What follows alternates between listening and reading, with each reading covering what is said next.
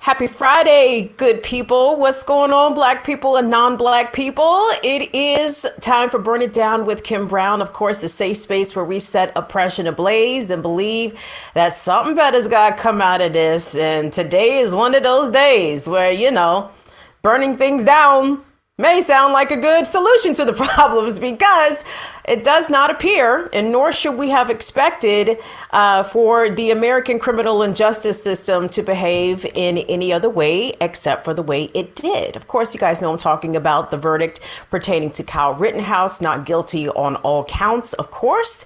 We're going to get into that later in the show. I am not surprised by this outcome, but I understand the chilling effect that it will inevitably have for our community and for people who support our community. This is basically a signal that it is open season on protesters. And we're going to be joined a little bit shortly on in the show with our good buddy, justice journalist, writer, Chuck Modiano.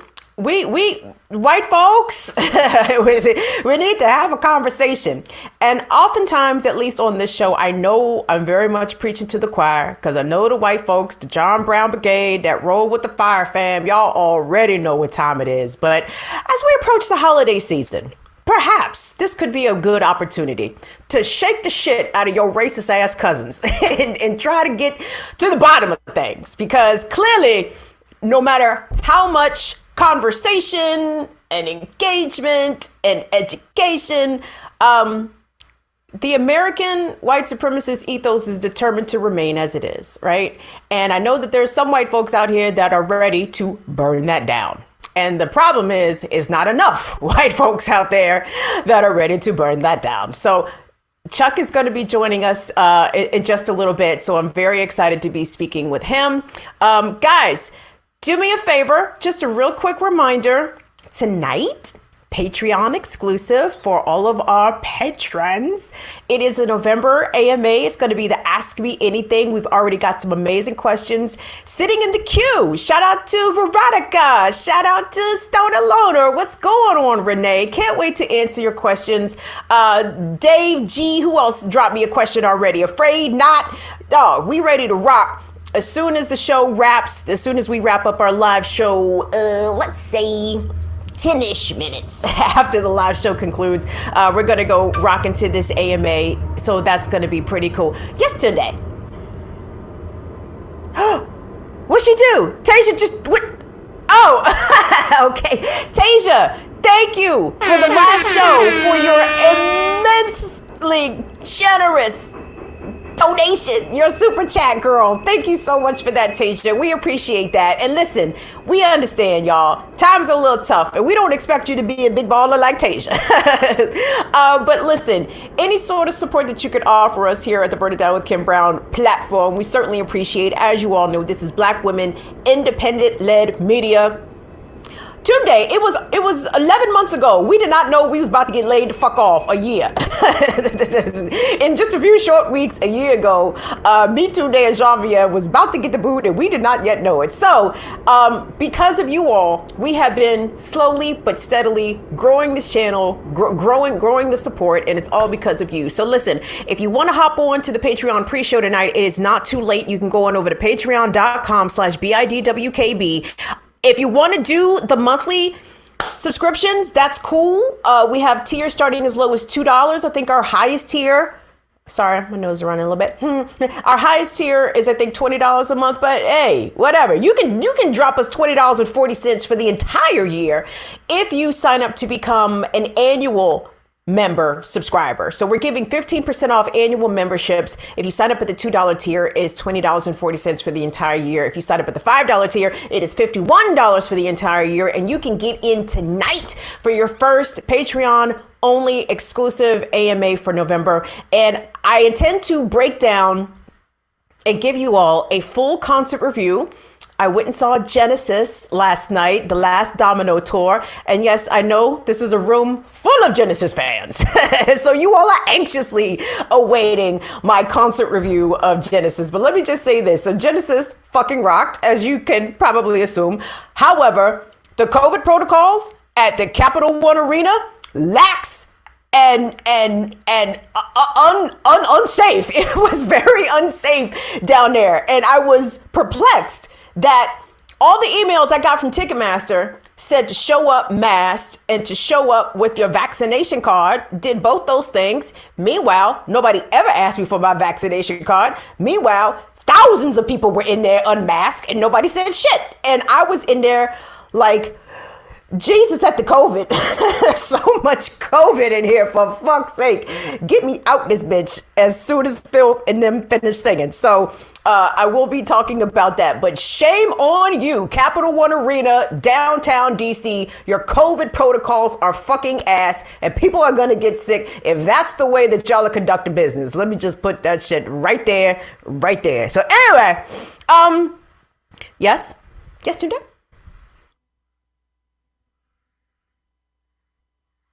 Okay. Perfect. Awesome. Thank you.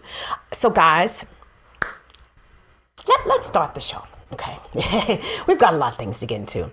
As you all can imagine, Tuesday's show got a bit of a response from the fans, the rabid dog pack that is the Jimmy Dore cult of personality, right? Like they are in my mentions, well, less so in my mentions, totally all in the comments on the last video. Comments that I have seen in passing. I have not sat down to read them because I don't give a fuck what the mama's got to say at the end of the day. For the simple reason that it's a whole lot of white-splaining, it's a whole lot of mansplaining, and it's like, y'all motherfuckers are clearly intentionally missing the point, right? When people who purport to be our allies and who purport to be on our side, but at the same time are interested in what the fascists have to say and are interested in what the Boogaloo Boys have to say. And maybe these are people we should reach out to for populist and class reasons. Meanwhile, conveniently ignoring that these are the same people that don't want Black and Latinx and indigenous people living in their neighborhoods.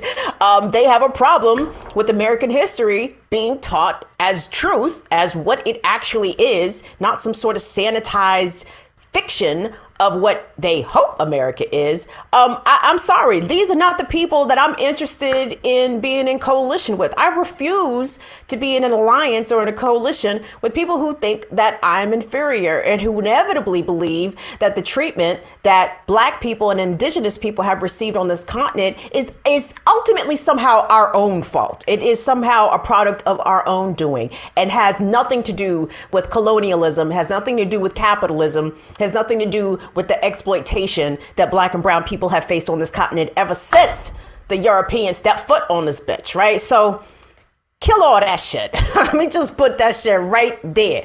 And the problem with motherfuckers like Jimmy Dore and Bill Maher is that, again, people on our so-called side of the political spectrum give these motherfuckers way too much country. Okay. And I know Jimmy Dore is not a mainstream corporate media personality, but Bill Maher is. In fact, Bill Maher was just on CNN with Chris Cuomo, another mediocre heritage hire, right? Talking big shit. Oh man, Bill Maher should go jump on Matt Walsh show. That's the kind of shit he was talking. It's crazy. We're going to get into that. But obviously the breaking news, or at least the news broke earlier this afternoon, is that out of Kenosha, Wisconsin, Kyle Rittenhouse can't say that the man was accused of killing two people. The man killed two people. Like, whether or not he killed them was not in dispute, but whether or not he had a legal right to do so, I suppose, is what's been debated in the white lefty sphere. I'm not going to even say in the lefty sphere, because I don't think Black people even thought for a second that, you know, bringing in the law. You want to talk to me? You want to talk to me as a Black American about the law?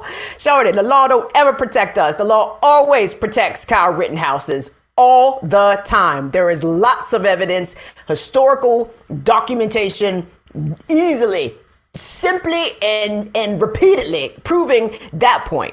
But I want us to take a look, y'all, because we're going to look at A1 first here, Brother Tunde. So I was watching them read the verdict live, and a real tiny part of me, a teeny tiny part of me believed. No, let me not lie. Hoped.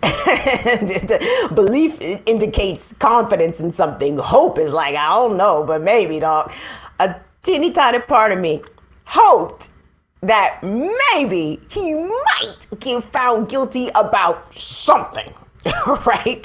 So I got off the toilet to go watch this verdict being read, for the simple fact that I hoped there would be a face crack moment, right? If they'd have said guilty, I was hoping that pale-faced bastard would have collapsed into some puddle, right, of inconsolability. I was just tiny bit hoping that would happen. That didn't happen. But if you have not heard, or if you have not seen Kyle Rittenhouse being found not guilty on all charges, let's take a look at that. The defendant will rise, face the jury, and hearken to its verdicts. State of Wisconsin versus Kyle Rittenhouse. As to the first count of the information, Joseph Rosenbaum. We, the jury, find the defendant, Kyle H. Rittenhouse, not guilty. As to the second count of the information, Richard McGinnis, we, the jury, find the defendant, Kyle H. Rittenhouse, not guilty. As to the third count of the information, unknown male, we, the jury, find the defendant, Kyle H. Rittenhouse, not guilty. As to the fourth count of the information, Anthony Huber, we, the jury, find the defendant, Kyle H. Rittenhouse, not guilty. As to the fifth count of the information, Gage Grosskreutz, we, the jury, find the defendant, Kyle H. Rittenhouse, not guilty. Members of the jury, are these your unanimous verdicts? Is there anyone who does not agree with the verdicts as read? Would you wish the jury polled? Yeah. Okay. Okay, folks, your job is done. There you have it, folks. There goes your 2038 Republican presidential nominee, Kyle Rittenhouse. And guys, if you think that Kyle Rittenhouse is not about to skyrocket to conservative, racist, vigilante fame, folklore even, you'd be wrong. Guys, time to bring in our guest, friend of the show, justice journalist, righteous ass anti-racist, our dog, Chuck Modiano, is joining us today. Thank you so much, Chuck, for making some time to be on here with us and to break down some of the many issues that we are dealing with right here on this Friday, November 16th. How are you, sir? Great to be here. I mean, I'm not good like everybody else because of a horrible verdict, but great to be here with you. You know, I always like to join you because you like to hold your tongue and bite your tongue so much. That's why I come on.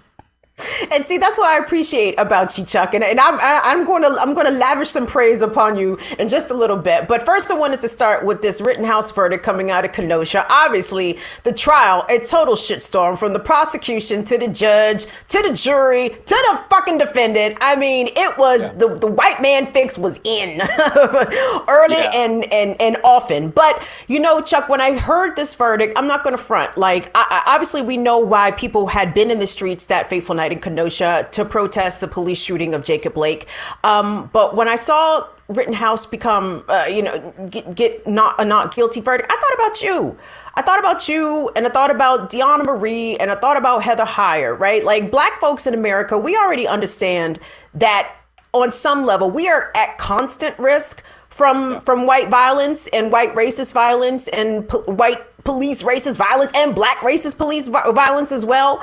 But for our comrades like yourself who get in the mix, who get out there and document and tell the story and will intercede. I've seen you put your body on the line in some instances out there, Chuck Modiano. Tell me what this verdict feels like for you. You know, I mean, I always say when you're fighting for racial justice and you're white, you lose half your privilege. I always say you lose half your privilege. You don't lose all of it usually, but you lose at least half of it, you know, in the street. So I might be out there and the MPD police may not care for me like what I do, but I still have advantages over my Black colleagues filming. Now, when you fight for racial justice, your life, as we've just seen in Kyle Rittenhouse trial, it becomes meaningless. Because if you look at the right wing and if you look at the Kyle Rittenhouse followers, they were treated, the language that was used was as if they were Black. And so you start to see that. And what's really important here is what you mentioned. We're talking about the system.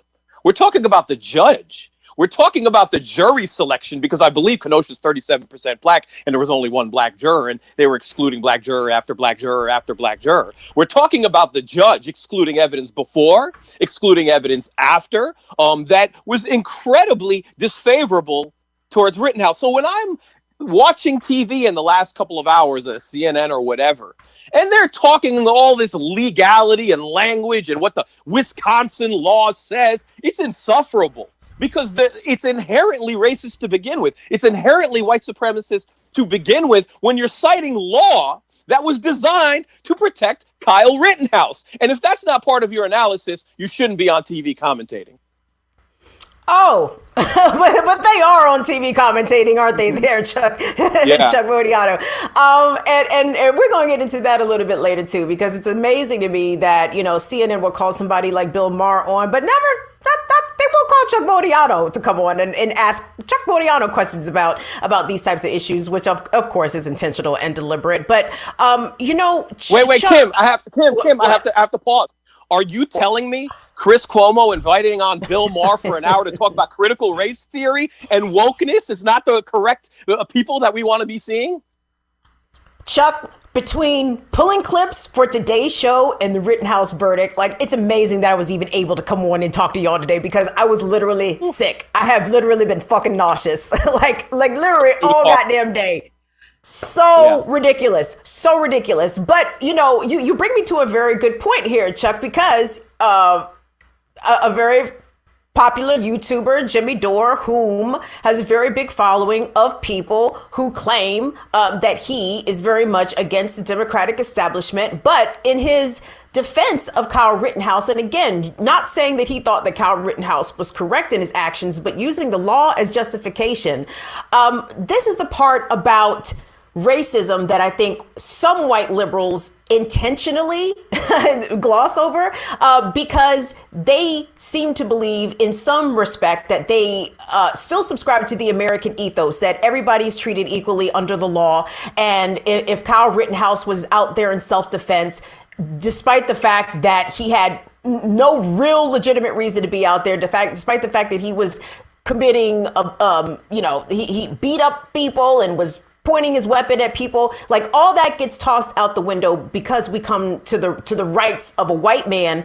to be where he wants to be at any point in time, bearing weapons, when we all know that the same scenario would be applied completely different had Kyle Rittenhouse not been white. Well, I think you just ended with the right point.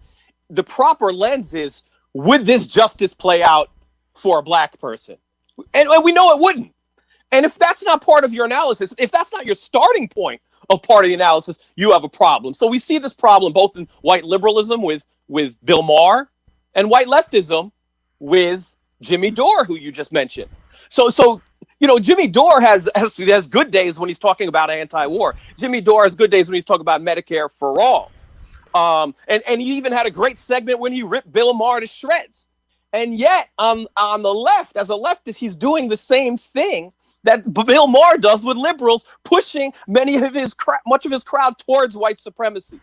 And what he did, and I just saw his segment today, by the way, I feel better that I could talk about it. What he did is he isolated this video. I think his name was Matt O'Falera, which is making the rounds, put out a video and said, well, here's my critique of mainstream media. Let me show you another critique that is missing a bunch of facts. So when Jimmy Dore presented the facts, he on that video, and he didn't talk about Kyle Rittenhouse saying, I wish I had my AR, I'd start shooting rounds at them. He said that 2 weeks earlier when he was talking about, I think it was a CVS or he was somewhere.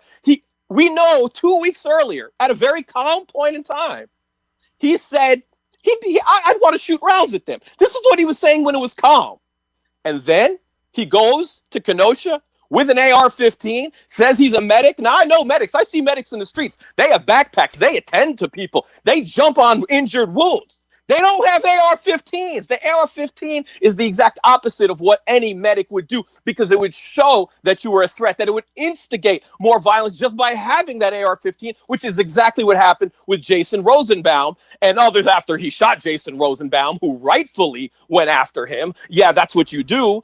So the omissions in Jimmy Dore's analysis to critique mainstream media on a couple little points was far worse. And so you're doing to your audience just what you said mainstream media is doing. So listen, if you're going to critique mainstream media, we do it all day. You need to get it right. I want us to take a listen, if we could. Tunde, I think this is going to be B1. So this is a clip of Dore on a previous program. Well, it's not just going to be Dore. It's going to be Dore and Chris Cuomo and Bill Maher, some excerpts from their conversation, which, by the way, Chuck, I would not have even bothered to check out had I not seen you tweeting about it. And thank you for that, Chuck, because, listen, Black people on social media spend a lot of time calling out white people on social media, but I think it hits a little different when it's that white on white critique because I feel as though, the words coming from you perhaps might land more so or have a more of an impact than they would coming from, and of course, some of these white liberals would never admit. But again, I know that they in some form look at Black people as being still inferior. Right. So my opinion of them is diminished just for the simple fact of where the opinion is and whom the opinion is coming from. But when you say it, I think it lands a little different, and I appreciate that. But Tunde, let's go ahead and rock that B1. So it's going to be Jimmy Dore from a previous show explaining to us why we need to reach out to the fucking Boogaloo Boys, and then some interesting clips of Bill Maher's conversation with Chris Cuomo on CNN the other night. Let's take a look at that. The question I always think about is, how do we reach out to fellow working people? like this. How do we find common interests? There are no easy answers, and these are always uncomfortable questions. And I'm not just talking about this in an academic theory kind of way, but in real world terms. We can't ignore this is happening in the country, and it's going to get worse. Working people are being brutalized. People are alienated, disillusioned. People know they've been abandoned by their government, and now they're looking for community. They're looking for tribes and looking for connection because we live in a failed state and a failed society. This pandemic has made it explicitly clear that our government has abandoned its people. And how do we talk to them? Is the left going to turn into Hillary Clinton and call them deplorables and discard them? Instead of demonizing people because they don't hold the exact same set in stone ideology that we have, and if you actually traveled around America as I have, you will find people's ideologies are wildly inconsistent and always in flux and constantly changing. If there are people who are pro-LGBTQ, against war, against the corporate dominance of the state, people who reject the two-party duopoly and who work alongside Black Lives Matter and Antifa, and they want a general strike, well, we have to be able to talk to those people, because if we can't talk to those people, that's bad. That shows the weakness on our side. Yes, I would rather have the dudes with guns protecting Black Lives Matter protests instead of them threatening Black Lives Matter protests. My politics have not changed. I'm an old school liberal. We were talking about the race issue. They changed, not me. I was the old, should be moving toward a colorblind society where we don't see race. That's the old way to look at it. I think that's still the good way to look at it. That's how we win.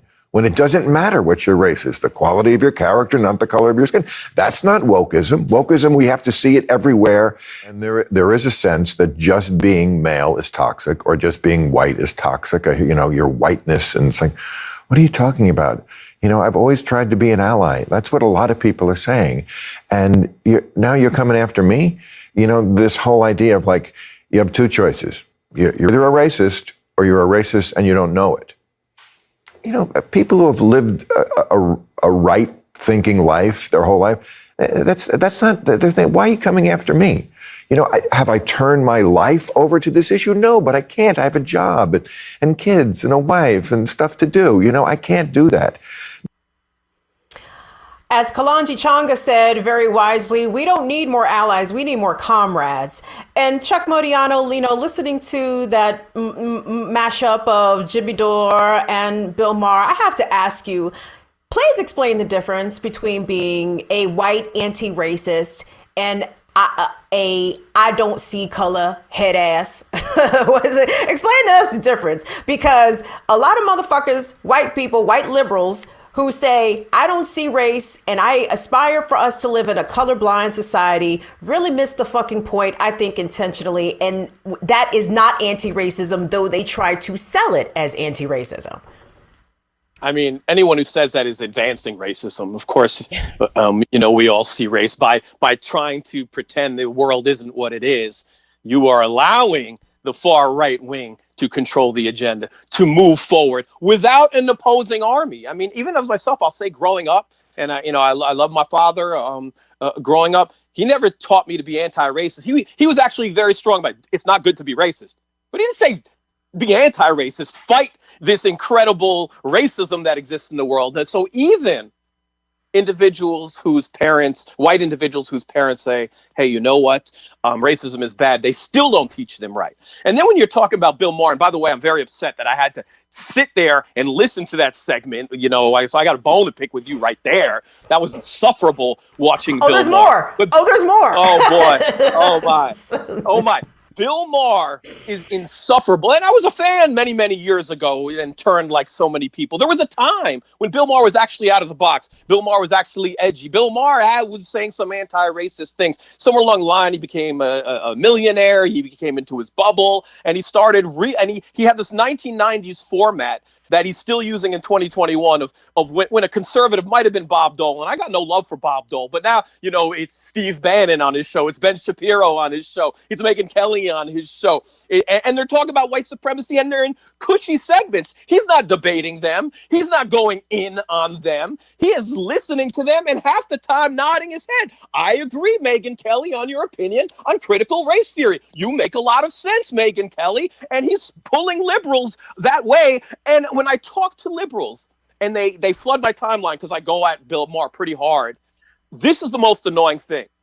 Oh, you want to just watch somebody who has every opinion who you don't disagree with. Newsflash.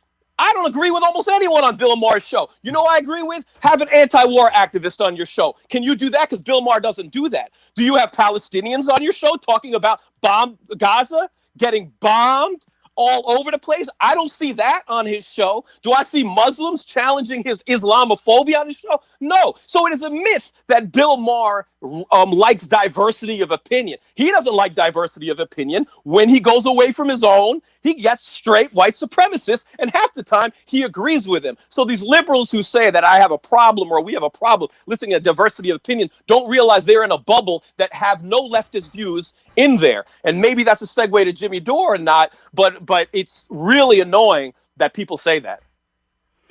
Yeah, I mean, especially when you talk about diversity of opinion, like you said, as if, though, Ben Shapiro and Richard Spencer are the only diverse options of opinion, right? Bill Maher very seldom has people on that are to the left of him. And if they are probably just very progressive Democrats. They are not actual full-on leftists. So there's that part of it. But you bring up something really interesting, Chuck, and I want us to circle back to that, because when we see these conversations being had, like, for one, when I saw your Twitter timeline, I was like, there's no way that Chris Cuomo and Bill Maher are actually sitting here debating critical race theory. Like that is peak CNN. Two white guys debating an issue that has the word race in it, right? And not once during this conversation were the concerns of non-white families ever brought up. When they're talking about critical race theory, Chris Cuomo argued that this is the reason why Glenn Youngkin was able to be victorious in the Virginia governor's race, because of this schools issue, and these white racist parents are so determined for a very sanitized, bleached version of American history to only be taught to their children, which is something we're going to get into in a moment also. But I want us to play one more clip. Chuck, come on, don't try to fight me if I gotta make you listen to Bill Maher one more time. But Bill Maher, and let me just set this up for everybody. So Bill Maher is an old white man. Bill Maher is 65 years old. Bill Maher, to his own admission during the course of this interview, grew up in a very all-white town in New Jersey. But yet, Bill Maher, again, 65 years old, seems to think that the education that he received in his public school surrounding race and slavery was adequate. And he doesn't understand why children are being forced to learn about racism at such a young age. But we all know that he means white children. Let's take a look at that, Tunde. But, I remember what my education was with American history. We learned about the Civil War. I mean, they mentioned racism. We understood slavery and Lincoln and blah, blah, blah. But they didn't really go into it any more than Gone with the Wind goes into it. It was there, but you didn't feel it viscerally. Now we're doing that, and I think that's a good thing. People should understand that. That's different than teaching that racism is the essence of America. That's what people get upset about. Or involving children who are probably not old enough or sophisticated enough to understand this very complicated issue. I mean, the arrogance of somebody like Bill Maher to say that when he was educated, let's say, he was born in like 1956. So Bill Maher came of age in the mid 60s, so to speak, was a teenager in the mid 60s. For him to sit there and say that I didn't feel racism viscerally. Really? you don't say. I bet you there's a lot of black people in the mid 60s who felt racism extremely, extremely viscerally. But for him to also talk about Chuck not forcing racism on small children because it's such a complex issue that they cannot understand tells me that he paid no attention to when 12-year-old Adam Toledo was murdered by Chicago police. He paid no attention to when Timothy Loman shot and killed Tamir Rice. He's paid no attention. Pop me up if you could, Tunde, the article about the 7-year-old in Baltimore back in 2010 who was arrested for sitting on a dirt bike. Black children and brown children, indigenous children feel racism almost immediately. And when we talk about health outcomes, infant mortality rates among black and brown children compared to that of white children, racism is something that non-white children immediately experience, whether or not Bill Maher is aware of that fact or not. And Tunde, hold on, Chuck, because I got some more couple of anecdotes I want to spit out here real quick because Black children experience homelessness at significantly higher rates, despite the fact that only 13% of the U.S. population is African American. Over half of homeless families are Black families with children. Black kids are less likely to be viewed at as innocent. There was multiple studies done that say Black girls are viewed at by white people as being less innocent. Black boys are largely viewed by white people as being older than what they are. And then another study found that police in general look at all Black children as being less innocent and older. So for Bill Maher to still, Chuck, center white feelings. This is what this is about to me. This is all about coddling of white feelings to the disregard of everyone else's actual, real, lived experience.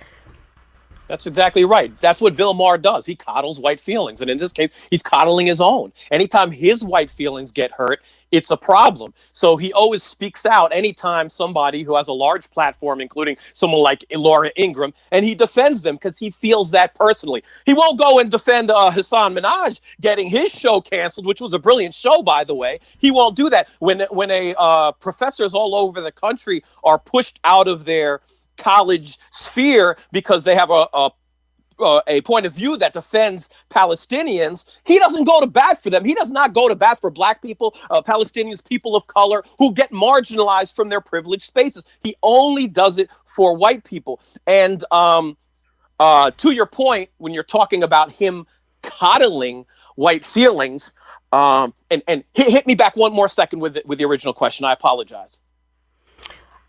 To the disregard of Black and brown people's and indigenous people's actual lived experience. He said it's too much and too sophisticated of an issue for children to understand, but he meant white children, right? No one. Yes. Go ahead. Absolutely. Bill Maher was talking about white children. He didn't want white children to be uncomfortable. And it's funny because when I cover protests, a lot of times I talk to children or they're in their picture. I ask their parent if it's okay. And a lot of times the parent, the Black parent, will say, absolutely, it's okay. They're already experiencing racism, whether it's in these streets or in the schools. We have data that young Black children in first grade, second grade, third grade, fourth grade are getting more punitive action by the officers in the schools. They're getting suspended in the schools. They already know what policing is about. And if you really want to get deep with it, we know through the famous Kenneth Clark studies of the dolls that as far as 2 years old, young Black children are feeling inferior from the environment of racism that is all around them, and young white children are feeling superior. They're internalizing that at 2 years old. So to say Black children should not be getting the truth about America's racist society is ridiculous because they're getting the truth, they're getting the media perception that it is a racist society. So he doesn't want to combat that. He wants to help white feelings. That's what he's about. Comforting white feelings over racial justice. And I'm glad that you said that because Bill Maher obviously defended his comments, defended the fact that he gets criticized. And I believe, hold on, let me make sure I got the right clip here.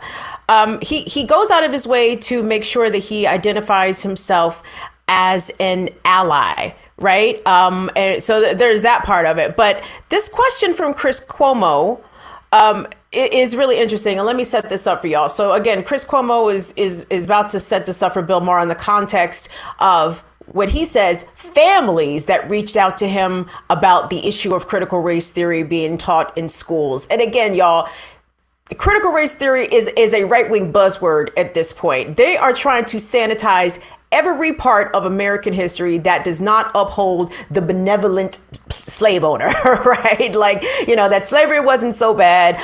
The native people who lived in Florida, they just wanted to leave Florida. The Seminoles, they just wanted to go to Oklahoma, right?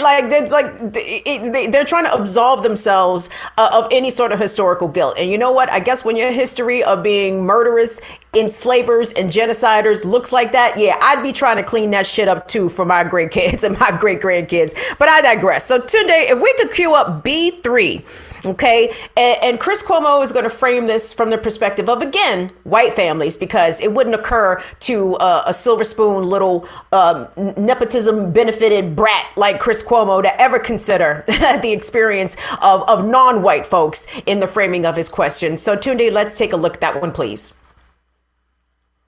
You want to make white kids feel badly about what happened before them and that their lives should be a function of making up for it. And I don't want that put on my kid. Yes, kids are taught and sometimes separated into groups, oppressor and oppressed.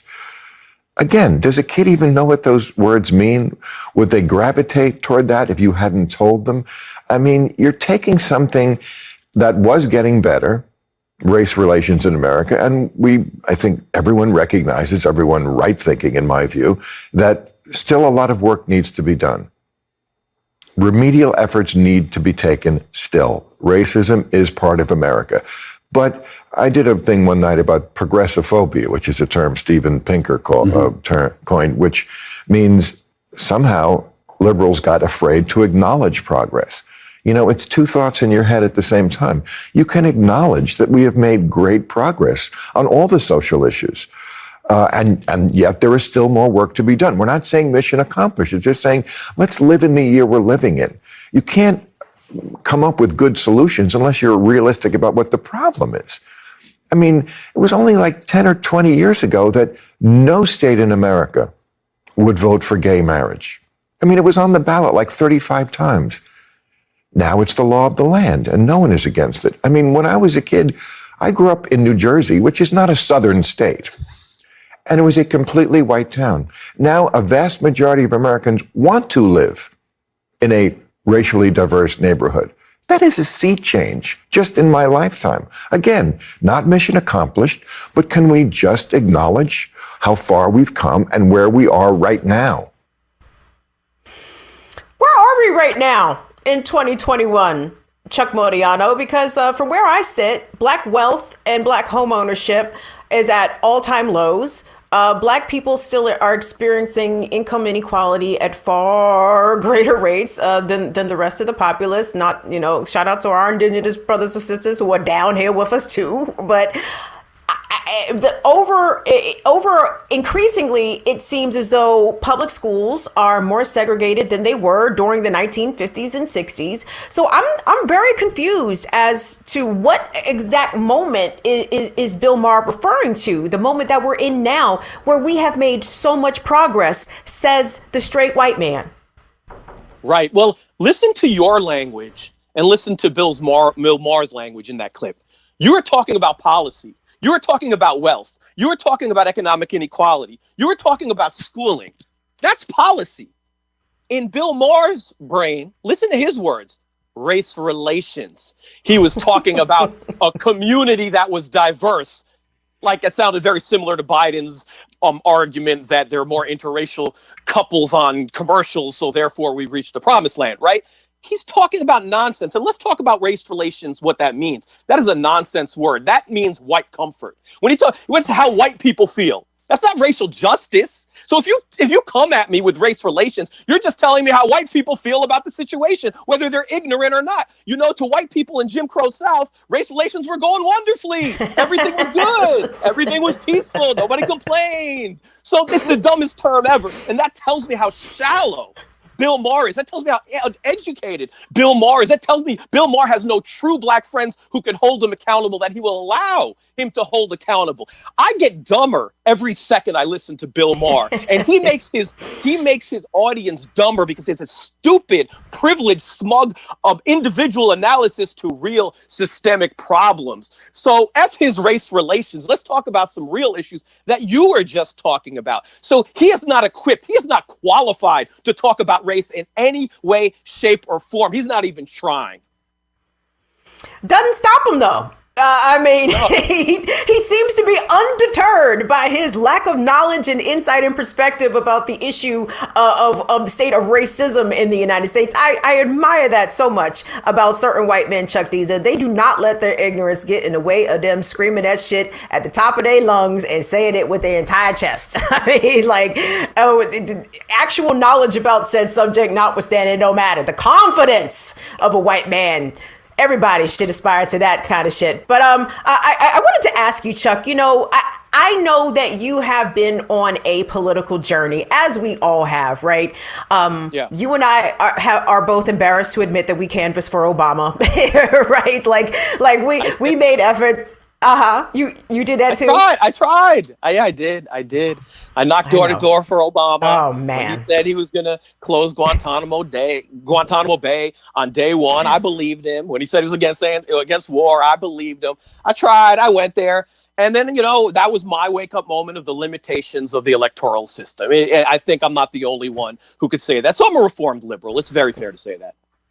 And the limitations of a very corporatized Democratic Party, right? Like, we had to wake up and understand that even with a black Democratic president, that the material conditions of black and brown people were not fundamentally going to change.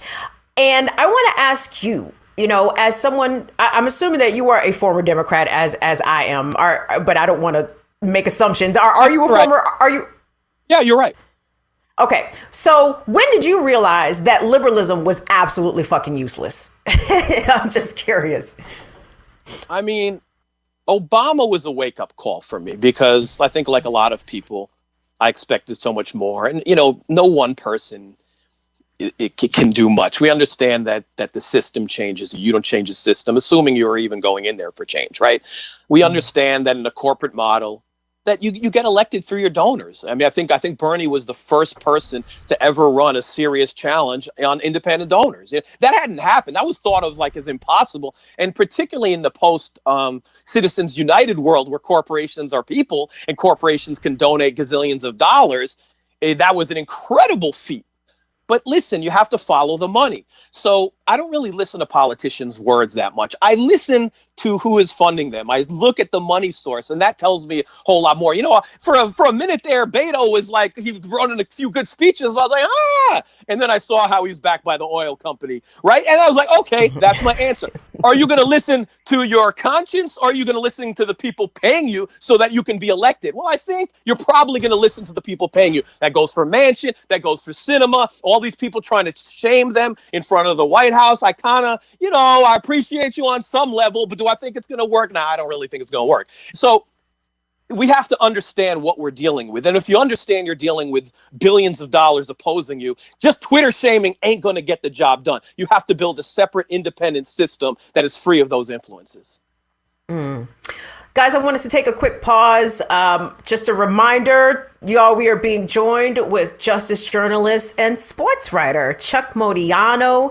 Chuck is on Twitter at ChuckModi1. Please follow him. He is probably one of the best follows that you want to give. Plus, Chuck is out here in these streets. And again, Chuck, you know, I just wanted to, I like you, Chuck. I really do, because I've been watching you since Ferguson, since Charlottesville.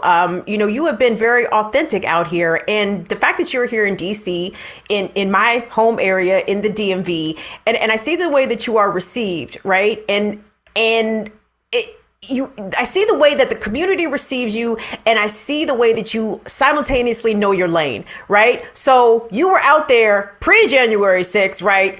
Out there against the Proud Boys, et cetera, and covering that and bearing witness to that. At the same time, when the Blackburn takeover happened recently on the campus of Howard University, you said that, hey, you know, this is a a black issue between black people and a black institution, I want to stay out of this until you were invited, which to me also spoke volumes. Like, oh my goodness, okay, they invited Chuck out here to document this. So I just want to take a moment to acknowledge the relationships and the credibility that you have earned out here covering our movements, the peril that at times you have put yourself in order to bring us the truth, and the way that you are definitely willing and overly able to criticize the systems of power. And I appreciate that, especially, and let me just explain to everybody else. It's a big fucking deal that people are very nice and welcoming and greet Chuck Modiano out here in DC, because Chuck is not from DC and Chuck is white. and that combination could evoke immediate skepticism, but you have worked really hard to prove yourself not to be an ally, but to be a comrade. And I just wanted you to say, to tell you that I appreciated that from you. So thank you. Nate, thank you for those real kind words. I try hard to build trust. It's very, very difficult when you're doing this on the street, because you never know, even with 100% full consent, when you interview someone and they spit fire into your phone, you don't know how that might harm them later. And never was that so true than, say, covering Howard, who might be facing expulsion and other things. So I might have pulled back on a lot of interviews that I didn't show because, you're tied to those consequences. It turned out it went well, right? It turned out there was a resolution. It turned out they got amnesty and no one's going to be hurt by that. But you don't know that at the time. So, I work hard. I make mistakes too. And here's the thing. And I think here's what's important. I make mistakes. And when if I make a mistake, I will tell the people I cover, there's any way that I could be of better, have more accurate coverage, let me know. So, the first night there was some pictures I put out there, which I got full consent, but they were scared about expulsion. They say, can you take that down? And even though it went viral, I'm going to take it down because it has to be safety first. I don't believe that some people say that just because you're media, you could film whatever you want, however you want, when you could leave and they could face consequences. Hear, hear. And thank you for having that sort of consideration. And thank you again for opening up your platform to smaller voices like mine. Smaller voices. Your voice ain't small. What are you talking about? Smaller in number, right? In number, in volume over here. But thank you so much for that. And I know I'm not the only one whose platform that you graciously share our voices with and amplify our voices with. I just wanted to let you know I appreciate that. But Chuck, the other big trial that is happening right now, with race swirling around it, has to do with the trial of the McMichael father and son duo down in Georgia, along with one of their other accomplices who murdered Ahmaud Arbery in cold blood.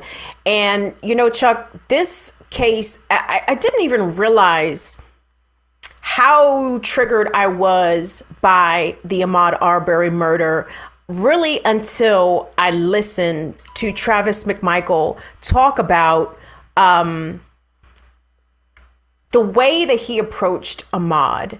And in this nation, in this country, historically, I call it's known as papers, please. You know exactly what I'm talking about, right?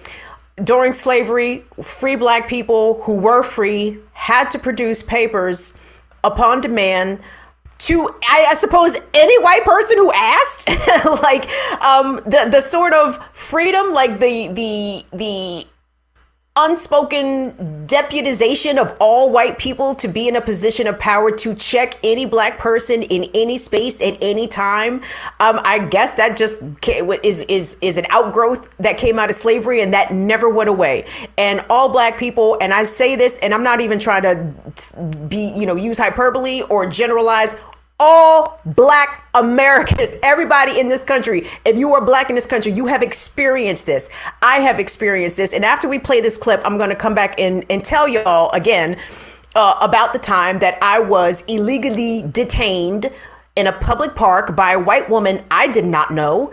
And the rage, fury, and simultaneous helplessness that I felt, because I didn't feel as though I was in a position to defend myself, because this white woman was literally trying to assert her whiteness to make me stay somewhere. It's fucking crazy. So when I know what happened to Ahmaud and I hear his killer get on the stand and recount how he approached Ahmaud, how he was dismayed that Ahmaud was not inclined to answer his fucking questions and tried to get away from him, and then had the audacity to defend himself, and how Travis McMichael did not even think for a second that he would be charged with murder. Tunde, if we could take a look, this is from testimony yesterday from Travis McMichael, and this is the prosecution cross-examining him, and just listen to what he has to say and the way that he approached Ahmaud Arbery on that fateful day in Georgia.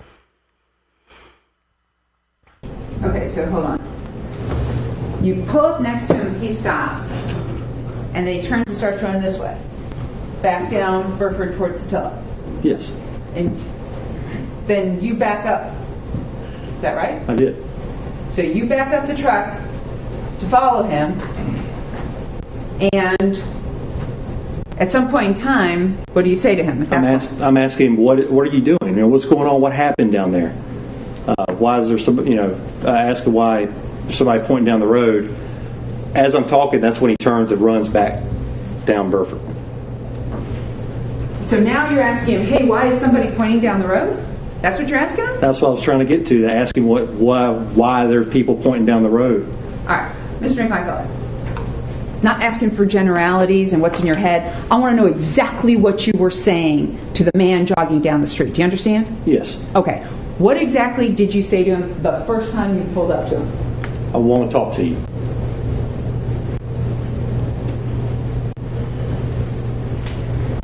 And he turned and ran. He stopped, turned, and then went the other direction. Okay. And that was an indication to you that he didn't want to talk to you? Yes. That was an indication he was not going to stop for you? Yes. Okay. And at that point in time, you chose to put your truck in reverse and back up at him. Back up along with him.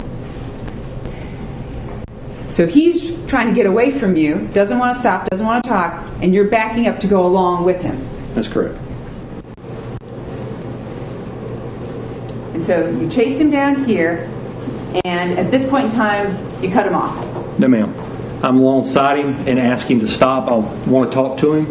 And then after I asked him, I want to talk to you. I want to talk to you. Hey, hold on a second. Is when he finally stopped, and I was like, okay, now we can talk. We can see what's going on. And then as soon as I said, the cops are coming, after he didn't respond to me or talk to me, and I said, hey, the police are coming. Stay right here. That's when he turned and ran the other direction. You'd agree with me when I say that you never, ever told the Glenn County Police Department or in your written statement that you said to Mr. Arbery, the police are coming? I don't know if I did or not. If it's not on there, then I didn't say it, but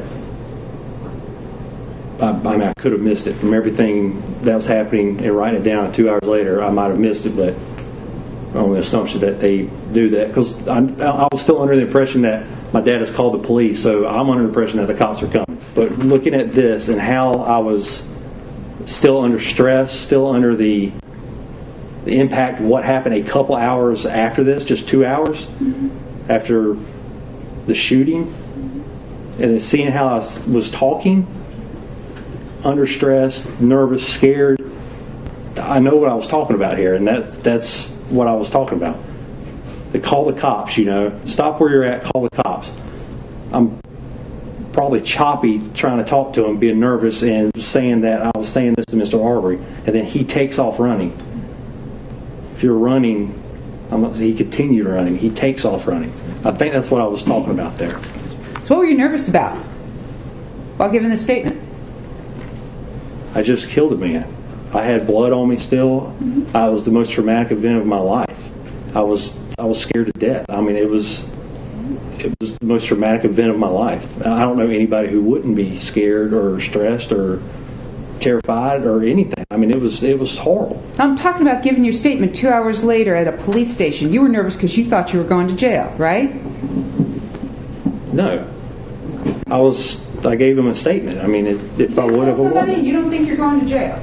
That's what you're saying. No. He didn't think he was going to jail. I mean, shit, his granddaddy used to tell him stories about how they used to lynch niggas all the time. Nobody went to jail. Chuck Modiano, let me share this with you and let me share this with the audience. I probably shared this before and I don't care. Y'all just gonna have to hear it again because I'm your auntie and that's what aunties do. We tell our stories repeatedly.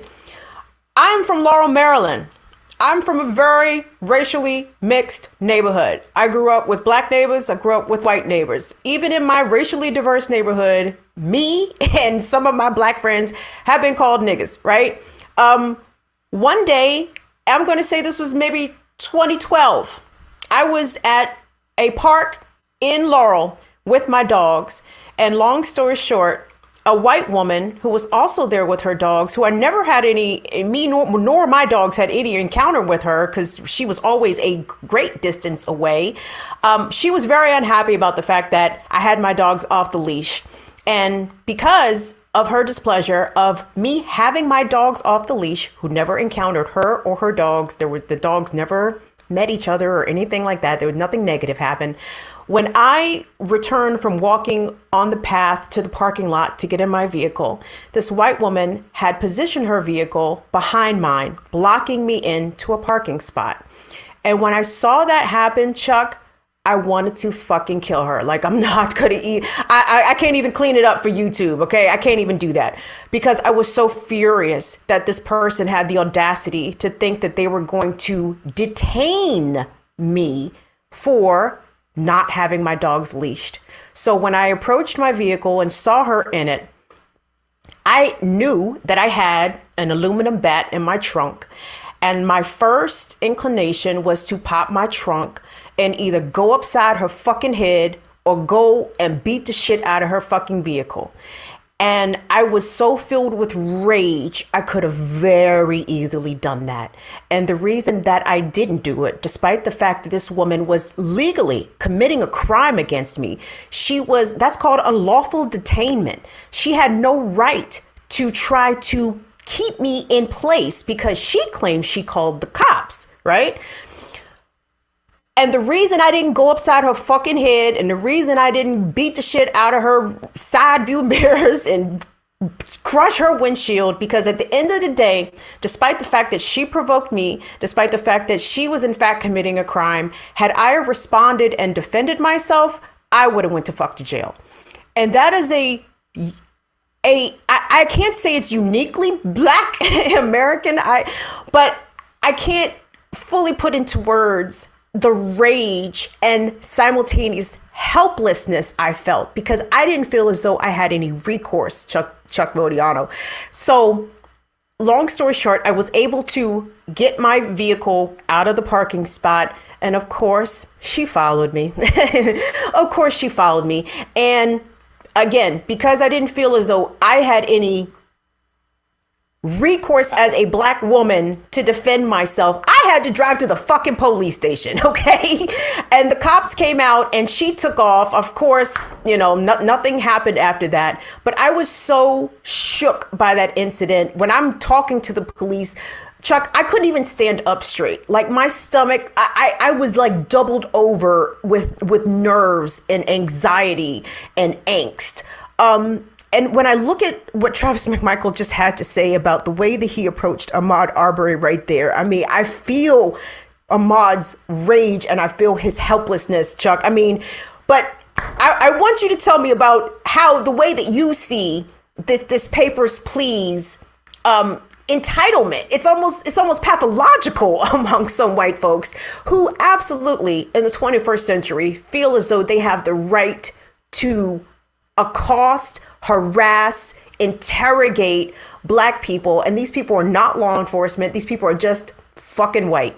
Tell me about how you see Papers, Please in the 21st century, especially as it pertains to the killers of Ahmaud Arbery. Well, first of all, thank you for sharing your story. And I'm sorry for that. And I'm sure so many stories out there like that. But I think you just mentioned it. You said the difference between law enforcement and these other people who are just fucking white. And they see themselves as one and the same. And that's the problem. When you're talking about a case like Ahmaud Arbery, it's much worse than, in my opinion, than the police killer cop getting away with murder because you're extending police powers to regular white citizens and white nationalists and white supremacists who can have those police powers. Now, we know police power, I'm not minimizing it, but there are only 1 million police and there are a couple 100 million, white people. And when you extend those powers, then every white person becomes a police officer. And that is very, very serious. And we're seeing that across the board, not just Ahmaud Arbery, not just the story you mentioned. We saw that with George Zimmerman, an aggressive, fake wannabe cop. We saw that with Kyle Rittenhouse. I'm going to take my AR-15 and go down there and protect this building, his property, right? So we're seeing these white people who are taking law in their own hands with the full knowledge, knowing that the law enforcement will back up their racism up to murder. And this is very serious, so that has a much deeper effect. Now, sometimes I say that, people will say, yes, this has always been the case. Yes, it has always been the case. That's true, and I don't want to minimize history in any way. But the difference is that we know 99% of police officers get away with their legal lynchings. We know that. 99% of white people don't get away. A good portion does. So when that legal lynching expands to more white people, I want to push that down as much as possible. But by no means do I want anyone to think that I'm thinking this is new in 2021. It's an old story, but when it's getting worse and when a flu is turning into pneumonia, we really need to talk about it and stop it and push it the other direction. I'm saying though, Chuck, but Bill Maher said that race relations are better. We've made so much progress. I mean, God, Ahmaud Arbery was completely unarmed and jogging while black. At least he wasn't driving while black. I mean, this is progress, isn't it? Well, it's progress for Bill Maher because Bill Maher's bank account has been doing very, very well in the last couple of decades. And that has a lot to do with the bubbles he surrounds himself in. There's a lot to do with his white privilege, his white supremacy, his white smugness, and the fact that he actually believes he's liberal. So, you know what? No one should be paying attention to Bill Maher. I'm sad that people do. I'm going to continue that fight. And then I think I want to mention one point, because you had a very long clip and you had Jimmy Dore, but I want to make an important distinction. I'm not against white people on the left who say we need to reach out to people who think differently. I do believe you have to build coalitions, but you have to do it on certain issues. What's differently though, Chuck? What's differently? Well, I'm going to get to that. Okay, if I'm uniting with folks on Medicare for all, because I believe Medicare for all is a human right. I believe it's also a racial justice issue, and I believe it's critically important. And I even want people I don't like to be able to not die when they get sick, right? So we want Medicare for all. I can unite on that. I can't unite on white supremacy. I can't unite with, maybe I'm going to hook up with some people on the right on this Kyle Rittenhouse thing.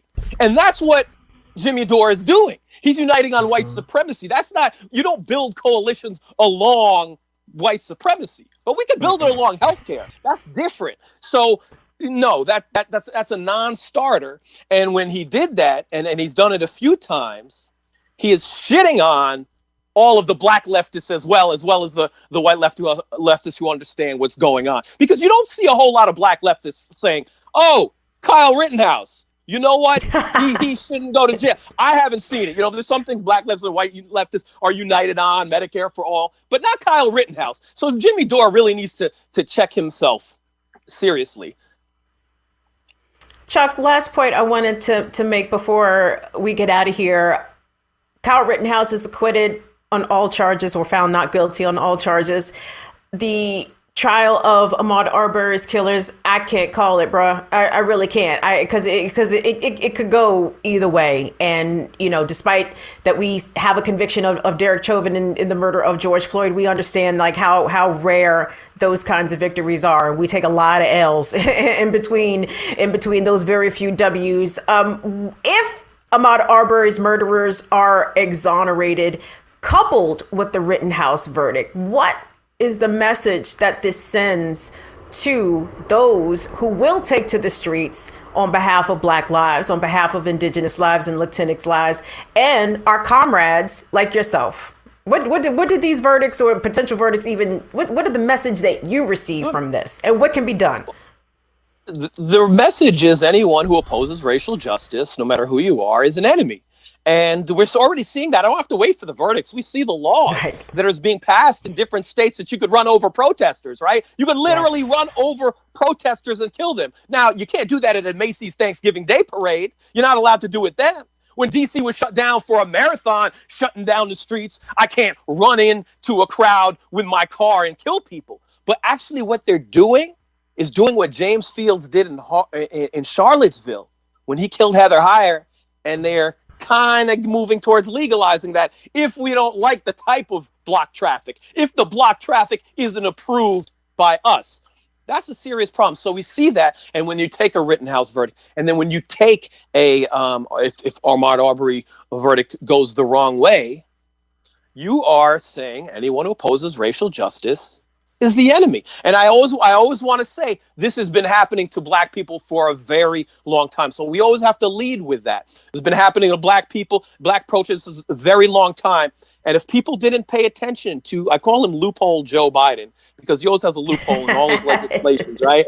And one of the loopholes when after January 6th, he was getting all this credit for, going hard on the white terrorists. But if you looked at the language, he lumped the white terrorism of J6 with protesters who protested against police violence, in that they were all lumped together.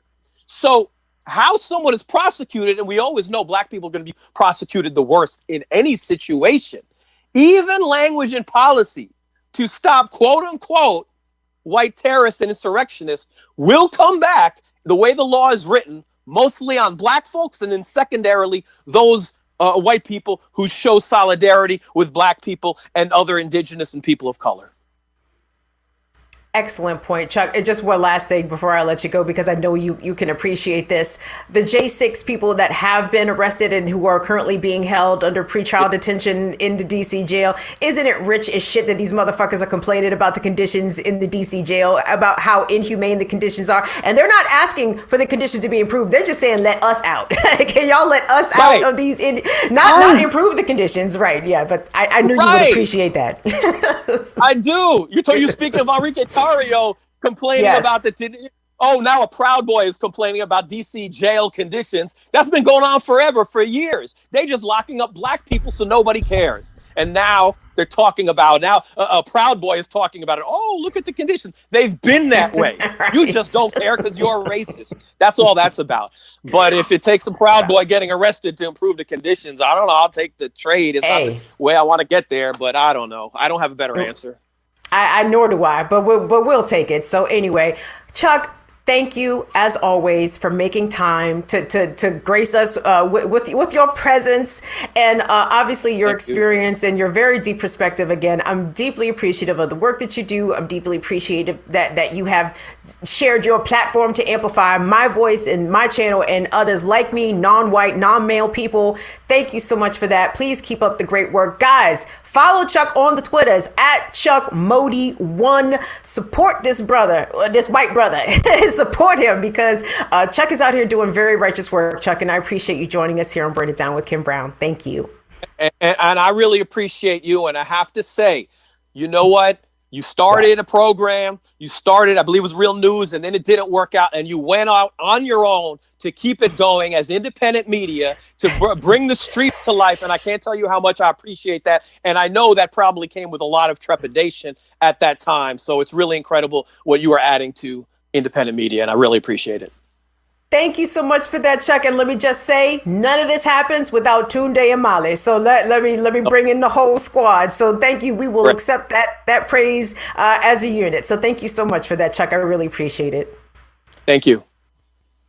All right, guys, that was Chuck Modiano, justice journalist, sports writer for Deadspin, all around righteous brother out there. So listen, I see we got 107 rocking with us right now. Hello, please do me a favor, hit the like, hit the thumbs up. If you are not currently subscribed to Burn It Down with Kim Brown, go on and push that subscribe button. It's so easy to do, and don't be a hater. Just come on and subscribe. I know a couple of y'all's mad I talked about y'all homeboy Jimmy Dore, but hey, y'all get over that shit. What's up, Tunde? Yeah, forget about Jimmy Dore. So, I'd be remiss if I didn't kind of halt things right here and to everybody who's throwing some change in the in the super chat today. We greatly appreciate it. Shit! Who just dropped us $300? Yeah, Tasia. And we should get everybody a shout out. So Tyler Hackner, we appreciate you. Noli D. Molly said Noli D dropped us some bucks. Yeah, she did. She did a couple different times. We appreciate you, Noli. Latif, we appreciate you. Thank you, Latif. Thank you, Afraid Not. Mark S, who just dropped us 5. We appreciate you. But Tasia, Hey, I don't even have Tasia. words. We gotta come up with something for Tasia because yeah, she's helping us out here. We appreciate Tasia might get a Airbnb week at my house. I mean, Tasia. We're putting some merch together right now. That's still an ongoing process, but best believe that once we get all the merch stuff worked out, we'll definitely be sending you some swag. I don't know what else we can send you, but we got to send you something. But you're definitely getting a hoodie, a T-shirt, some other things, a mug. I don't know what we're going to produce, but you're definitely going to get more than a few things. We appreciate you greatly. Thank you so much. Tasia, let me read what Tasia wrote, y'all. Tasia said, this donation from someone else via me. This one is not from me, but from someone who needs the good karma. Thank you, Kim.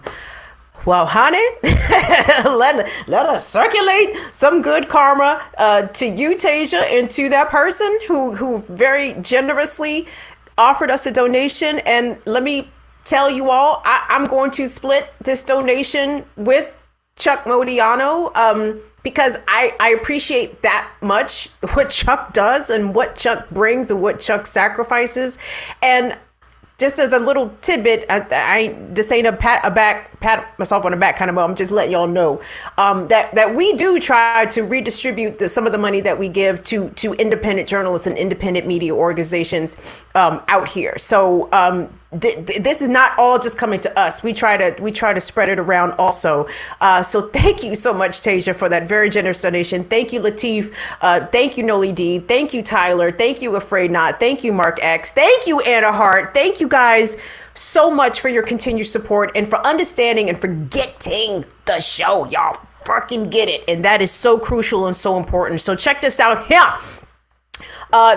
It's 6:15. Let's conclude our Friday show here. Patrons, get ready. I'm trying to see y'all black and white asses in about 15 minutes over there on the Patreon. We've got several good questions already geared up, sitting in the queue, ready for us to rock and roll. I'm gonna tell y'all about Genesis. Genesis fucking cranked. Genesis cranked like shit, and I can't wait to tell you all about it. But what is happening? Listen, I'm not trying to block my blessings, but y'all, I'm not used to this shit, okay? Like, what is going on? What is going on? I'm not angry. I'm just in shock. I'm not accustomed to people being this nice to me, so excuse me. Hey, who is this? NC Nice? Nice the cat. Thank you so much for that. What is going on? Anna Hart, love you forever as always. And Northern Witch, oh my goodness. Northern Witch, yes, darling. Oh, you guys are amazing. Thank you guys so much. Like I'm sitting here like stuck on stupid. I'm just stunned. And let me express all the great gratitude, all the appreciation. Thank you all so much. On behalf of me, Tunde, and Mali, and fuck Genevieve too, wherever Genevieve is across the pond. Thank you all so much for getting us. Patrons, we're going to see you in about 15 minutes. The link should be right there on Patreon. So the questions that we already have under the post, we're going to stick with those. And after we get rolling into the live portion, ask me more questions in the chat. Y'all are veterans at this. Y'all know how we do. So thank you guys again so much. Thanks again to Chuck Modiano for making time to join us. And on behalf of me, Tunde, and Molly, thank you guys. I'm so stuck. Thank you guys. Thank you.